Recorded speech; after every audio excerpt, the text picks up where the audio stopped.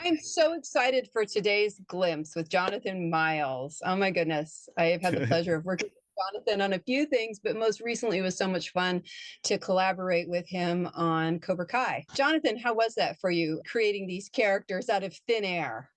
I think it was fun. I really enjoyed it, but I think the trickiest one, like you said, from thin air was Sean, because at that point in time when we were recording, Sean hadn't showed up in the show yet, so it was a Mm. little difficult to kind of imagine what he sounded like without actually hearing him. Trey was, I would say, fairly easy because it felt like it was just a slightly more ghetto-fied version of myself, so Mhm. that was enjoyable as well. It's interesting that you say that because we had another actor on from Cobra Kai who said something similar in that they identified with this younger sense of themselves to get into the character that was appropriate for this Right. show.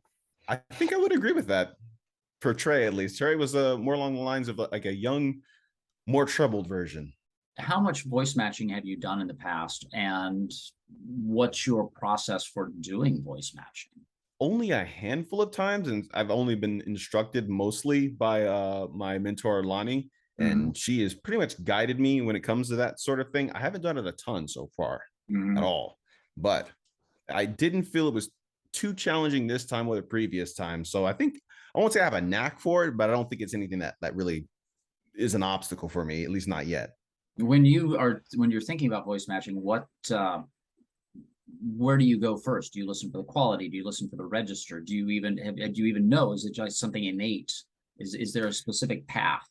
First and foremost is definitely listening and trying to reproduce first, and then utilizing your voice or utilizing my voice to try to make a similar sound but not exactly the same sound, using those characteristics with your own voice to make it still sound like that voice but not quite, and still sound unique to yourself. In the creating of Sean, we had a visual. What were the things that you gleaned from that to give you a direction as to where to go to build this person's voice? From the still picture that we had of Sean, the still picture was him in juvie, and he looked tough and he looked angry and it looked like he had a deep voice. Mhm. And Mhm. it was more like just taking the aggression and how that aggression would sound like coming out of someone in juvie that sounds tough with the characteristics that I already know about the character.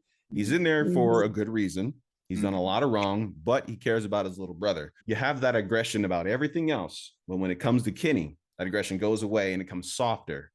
One of the reasons why I love working with you, Jonathan, is because you have such a wonderful sense of play. I feel like you come to it ready for anything, open minded, extremely positive, and you really help just live in this space of we can do anything. You let me play with the roles. And if something works, it works. If it doesn't, then I dial it back. I like being flexible with roles and just trying things. You're extremely flexible. Do you feel confident? Are you really confident in yourself as a voice actor? Honestly, I would probably say yes. I mean, I think the only time that I probably feel a little like, all right, I got to make sure I do this properly is when I'm in front of my mentor, And who is your mentor? Lonnie Manella. Anything else that you'd care to add to share with people, especially up and coming voice actors? Sometimes it'll take time. The main thing that I always wanted to do with voice acting was animation in video games. And for animation, I think our biggest thing is Box Assassin, which I absolutely love. It's on YouTube and it's great. And for video games, games like Cobra Kai are fun. Pagan Online was great. Neverwinter, Grand Guilds, tons and tons and tons of games. If it was up to me, I would do only games. But commercials and audiobooks are very reliable sources of income. Well, thank you so much for your time, Jonathan.